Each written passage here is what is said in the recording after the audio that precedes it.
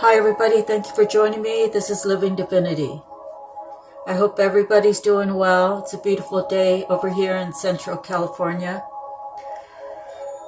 So I have some hand-pulled cards, the ones I wrote, and I have Blind Faith as the first one. I'm Staying in My Own Lane is the second, and then Divine Messages is the third. So just going over the three cards, divine messages will come to you all different times of the day, during the night, through dreams. And having blind faith means you move. Whatever you do, what I do anyways is any actions I take, I usually tell myself, what would mom want me to do? Or what would grandma want me to do? What would God want me to do? And learning that if I put love first, that things just go better for me. And living with that blind faith of, I can go to my divine and ask questions and I will get messages. It might not come in the same day, it might not come in the same hour, but the answers come. And I've actually experienced where people from the other side have answered me. They have shown me. So it's a blessing that that God and I have a special relationship that allows me to move in faith, blind faith, trusting in Him that things are going to go just as He planned. Okay, so real quick, I'm going to read out of the Bible. I know it's going to be a random pull. So I got Acts 2:26.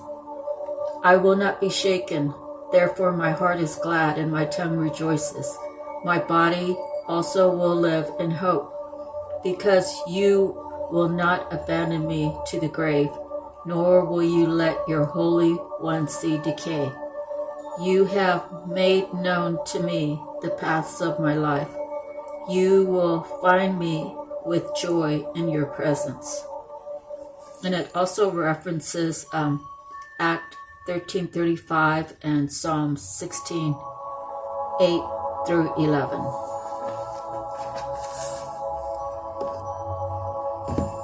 So you see, just by those scriptures, that was a random pull, they do reflect the cards that I just read to you, that I handwritten. So I'm going to start with the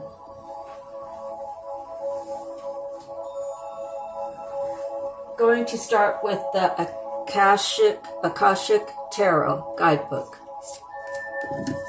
So I have actually 5 cards. So the first one is the 3 of Keys, the chess game.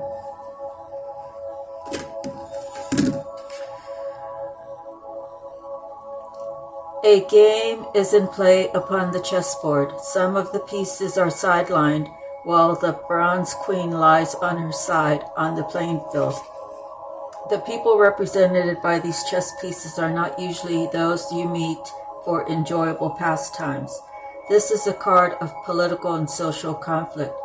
You may be in store for difficult interactions in group settings such as board of directors, corporate hierarchies, management disruptions, or conflicted family situations. Though sides seem to be clearly divided, many of the people involved are really out for themselves. Deceit is present, and you may not be at all certain about everyone's motives or strategies. It's time for you to take an emotional or even an actual step back. The more you get involved and the stronger you hold your position, the more heated the situation may become. No matter how challenging, try to maintain your inner peace. Do not participate in any battles or allegiances, but don't let yourself be deceived either. Look at everything coolly and unemotionally. The people around you are serving their own agendas. Try to detach, be objective, and treat everyone involved from a deeper source of wisdom without being misled. There may come a time for you to leave or distance yourself from the situation, but because of the circumstances, it may not be here yet. For now, let yourself be a knowing observer and watch. The next one is the Five of Keys, wishes fulfilled.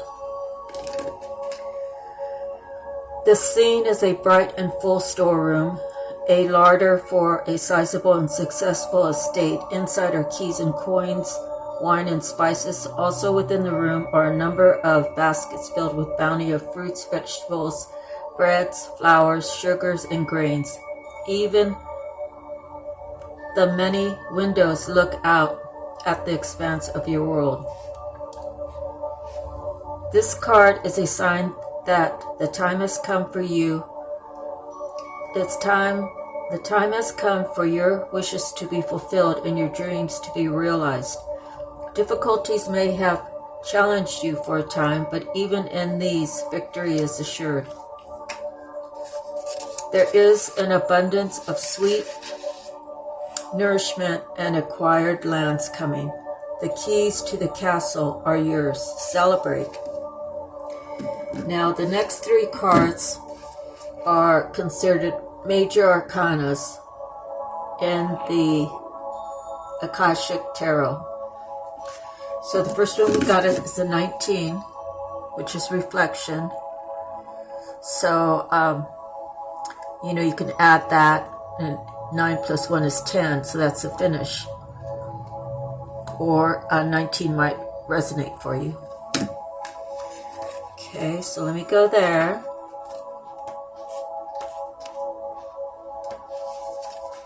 Reflection. A full moon shines brightly over a quiet lake as a small ship glides gently through the water. The glow of the ship's lantern is reflected on the lake's surface along with the moonlight from above. This card can sometimes show a trip, particularly a trip over or by water. More important, it can reveal that you now have a direct line to your psychic gifts. You are also more aware of your emotions and more reflective about them. You recognize the differences between your intuitive voice, which is calm and assured, and your lower emotional compulsions, which are urgent and sometimes fear-based. Let yourself gain even greater clarity and control over your emotions now. This also would be a great time for you to take classes in meditation, psychic development, counseling, healing, or other psychological and spiritual arts, if you have such an interest. Your yin side is wide open and your receptivity is high. Trust your inner voice and you will be guided to greatness. Okay, so let's see.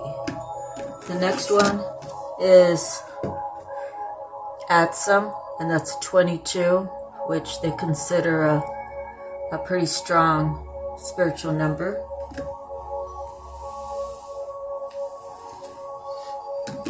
And I say they, I'm saying numerology people and as well as tarot readers. I haven't got that far into it, that's why I refer to it as they. So let me read that for you. Add some.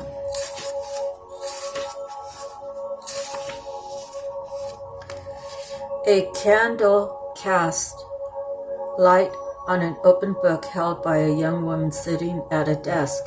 Her eyes are drawn to the side as if she were distracted from her reading by a curious thought or someone nearby. She is surrounded by several people, many of whom are somewhat translucent and glowing. An angel bends and whispers, "Atsum, I arrive. I am here. I attend you." Atsum is a single word that has many, many meanings. First, it affirms your own strength and focus in the present. You can use it as a command word whenever you find yourself distracted distracted from what's at hand. Say, Atsum, I am here, and feel yourself attend to the situation or person before you. The word also declares your arrival at your goals and all your wishes coming true. Say, Atsum, I arrive, and take a moment to see yourself reaching your goals absolutely. Whenever you get this card, know that you're on your way to the results you seek with the help of others and the glorious help of Spirit. This card also reminds you to be assured that no matter what's happening in your life, Spirit is always there for you. They reach out to you, sharing their light and power and serving you in every way. From the least to the highest, from grandma to the divine, an eternal community attends you. Say, Atsum, and take some to attend them too. You can act on your promise to God as Spirit lifts you upon their shoulders. You are present for each other, and together you arrive at your dreams. So that one was really beautiful. And the last one out of the Akashic Tarot is the Rebirth, which is the number 4. Again, the 4 is a pretty powerful number. And you can Google these numbers to find out the angel meaning.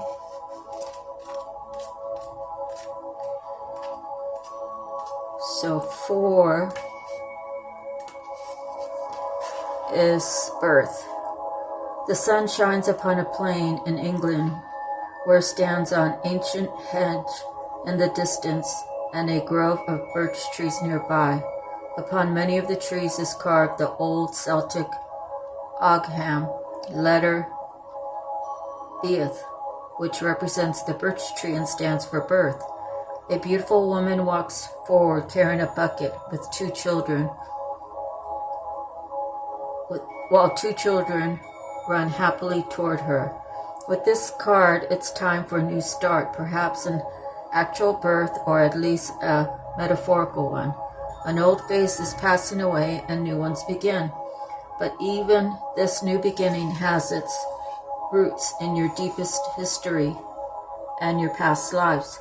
There may be some labor involved, but it's a labor that bears fruit. This card is associated with fertility, sensuality, and motherhood. There may be new energy in a romance, the family, or the home. You could be giving birth to a creative project too. Whatever it is, celebrate. Prepare for the wonderful growth and opportunities that are about to come.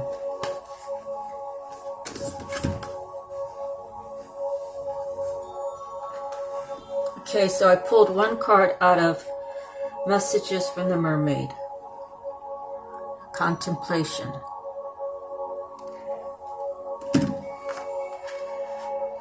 Count your blessings to stay in a place of contentment. Feeling content is a wonderful feeling. Enjoy this time, dear friend, you've earned it. This serene mermaid is totally at ease as she sits on a bridge with the light from the lighthouse, shining in her direction, illuminating her blessings and helping her to feel deep gratitude for her life situation. The bridge gives her the perfect vantage point from which she can view her surroundings clearly. The sea is calm and is a reflection of her life right now. Contentment is a feeling many people strive for, being in a state of deep satisfaction with everything. How wonderful is that? If this is how you're feeling at this time in your life, then enjoy this well-deserved accomplishment. Continue to be grateful and appreciate this beautiful experience. If you feel anything but content, then this mermaid swims into your cards today to remind you that contentment is possible. Just a slight change of mind, a different perspective can shine new light on your life, so that contentment can be easily within your reach. Contentment isn't a permanent place of being, but it's certainly a welcome resting point in your journey. So enjoy it when it comes and help to make it last by counting your blessings and showing gratitude for the good things in your life. Experiencing love can bring about great feelings of contentment, and unconditional love in yourself can also produce similar feelings. Falling in love with life itself can be one of the deepest feelings of contentment combined with gratitude. Wow. Okay, let me see. And I pulled one card out of Archangel Tarot. Okay. And I pulled the 9 of Ariel.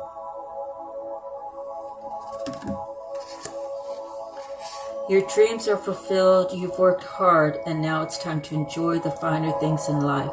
You've acted with wisdom and been very cautious to ensure you make only the best choices. Your self-reliance has paid off. Now you have the opportunity to relax and enjoy life because you've earned it. You find spending time alone to be a very enriching and gratifying experience. There is peace and well-being you only find in the quiet of your own thoughts.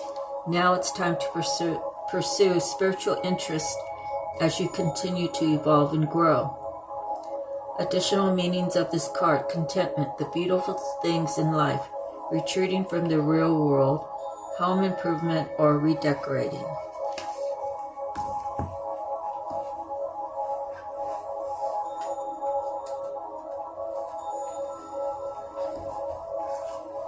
Okay, and now we got the Tattoo Tarot.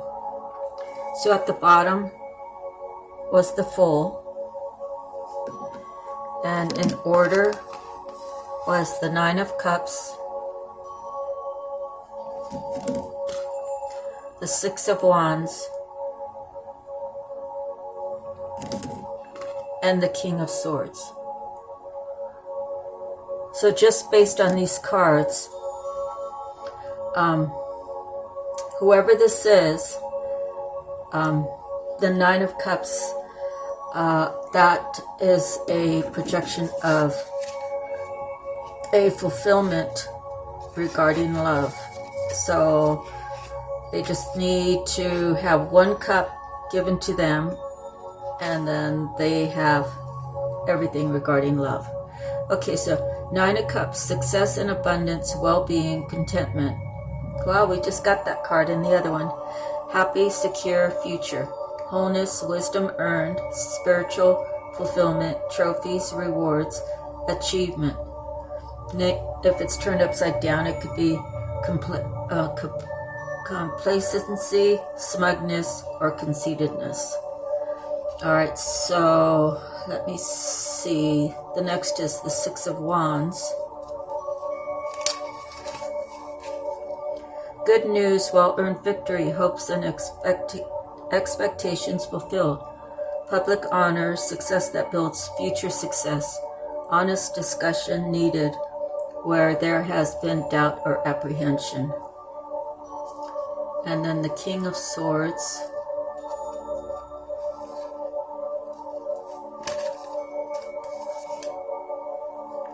Businessman, judge, lawyer, doctor, advisor, authority, power, superiority, experience, justice and fairness, military intelligence, analytical, could be fixed opinions, controlling nature, dictator, ruthless, conflict, harshness, barbarity, tyranny. And I guess that would be if he's turned upside down. And then the last is the Fool, the seeker, innocent. I can't say it, but it has to do with being naive, with the TY at the end. Courage, humor, living in the now. Journeys, outset, burst of energy. Everything is open, all paths available. And if it's upside down, it's madness, folly, instability, apathy. So by viewing these cards right now, like I said, the 9 of Cups is a type of fulfillment, happiness that he's going in the right directions. The 6 is it's celebration, and the King of Swords is speaking the truth. So I'm assuming by the cards, whoever this is, they have the passion and they have the love, and they're speaking their truth about it, and they're ready to take the leap of faith. Okay. Now, the one thing I wanted to talk about is I seen this video about the guy who created the video. He was like interviewing another guy who used to be spiritual, but now he's found the quote unquote real God inside of churches. So the spirituality is stronger. It's you have the ability to seek God one-on-one. In the church atmosphere, you still have that, but you have a preacher at a pulpit telling you how to do this and how to do that. And to me, he's the one that you have to speak to reach up. Now, I've gone to Catholic church and I've gone to Pentecostal church. Out of the two, I prefer Pentecostal. But, now we have all these things going on with the Mormons, the big lawsuit about the sexual abuse or whatever exactly it is. I just saw a little clip. I didn't hear anything. I didn't research it, but I guess there's a big lawsuit against the Mormons. Now, it's always been standing, as far as I know, that, you're supposed to, it's like a requirement to be part of the Mormon churches. You have to be a virgin when you get married. So already whoever's in charge is abusing their power. They're damaging children, and when you're raised in that kind of church, you want to follow the rules, but then you have someone in that church that's older than you who's sexually abusing you, and then you totally lose your trust in church. You totally lose your trust in God, So in this video, it was talking about how this guy believed he was spiritual first, and the spirituality is fake, that he's with God now through his church. Now, I'm not gonna, say that people aren't right when they go to church. My grandparents both went to church. If you've watched any of my previous videos, they grew up Catholic, and later on, I couldn't tell you how old my grandmother was, but as long as I knew, she was Pentecostal. But they still lived in the same household. So there's two different religions living in the same household. And I actually experienced living in Utah, Salt Lake City, for 1 year. And you're either a Mormon or you partied, and I'm talking heavy partying, and I was neither. And so I'm no expert, but I can tell you that when I was living in Hawaii, my husband at the time and I were giving a guy a bid, and so we went to his house. He said his wife was out, and he said they sold their house in Boston and bought this big condo. I would say maybe like a 2-bedroom. It wasn't like extra large or anything, but it's like on the 37th floor. So when you're talking in the middle of Waikiki, or the beginning of Waikiki was actually where it was, on the 37th floor, he probably paid, $600 or more for that place. And so he wanted these floor-to-ceiling doors taken out. So we were there to bid the job. And so then he handed me this card, and it said doctrine of whatever the word is regarding the Bible, religion or whatever. And he's like, yeah, I know everything there is to know about the Bible. I actually went to Jerusalem or wherever it's being held. And he said he got to hold it and thumb through it or whatnot. But then he's telling me, he took me out on the lanai. He's like, see the park over there? Which was Fort DeRussy Park. I said, yes.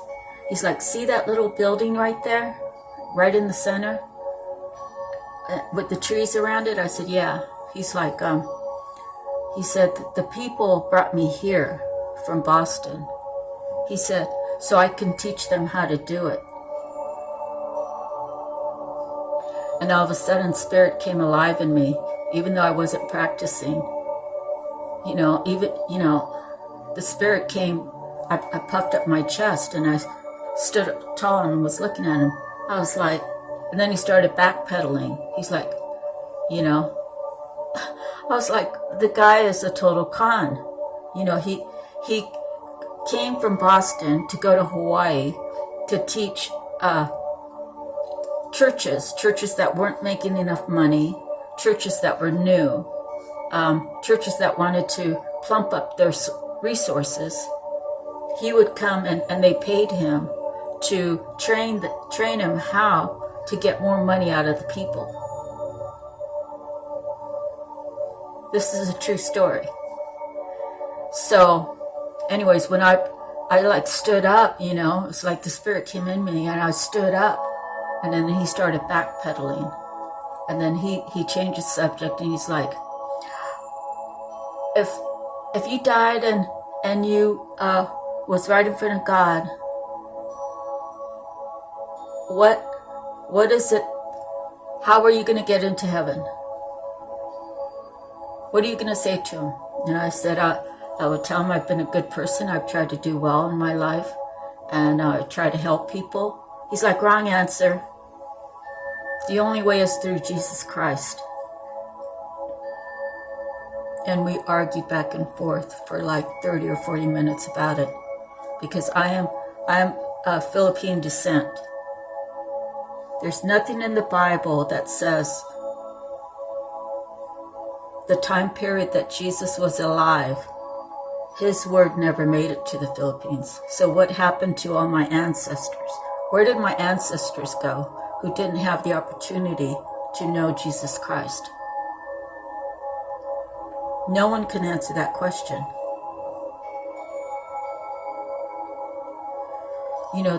The Tower of Babel says a lot. People had different languages. And I think in the Philippines, there's like 1,000 different dialogues. So if Jesus happened to make it there, how would he talk to all these people that had their own dialogue other than English? And I'm not saying this is what I believe, okay? I've never saw Jesus as my Savior. I saw Jesus as my brother, because I am a child of God and he is a child of God. And I prophesied that my grandmother holds high places in heaven. And, you could either take it or you can leave it. I know how I feel about my grandmother. And I tell people, if you only had a chance to know my grandmother, she was everything you could think about love should be. Everything. The only thing that she ever said that was incorrect was that it was her church that you had to go to heaven. But on the flip side of that is that church worked for my grandmother in the sense of feeling God's presence. I felt God's presence there.